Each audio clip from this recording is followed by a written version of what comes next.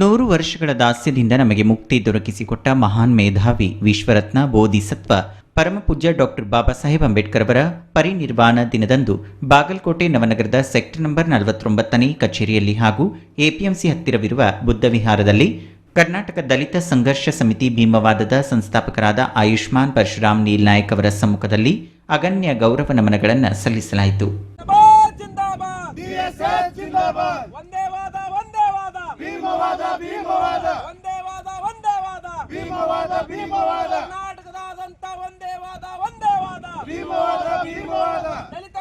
ಹಿಡಿದು ಬನ್ನಿ ಕ್ರಾಂತಿ ಕಹಳೆ ಮುಳುಗಿದೆ, ಬೆಳಕಿನ ಕಿರಣಗಳು ಸಾಗಿ ಸಾಗಿ ಹೊರಟಿವೆ, ಕೋಟಿ ಕಂಠ ಕೂಗಿ ಹೇಳಿವೆ ಭೀಮವಾದ ಜಿಂದಾಬಾದ್, ಭೀಮವಾದ ಜಿಂದಾಬಾದ್.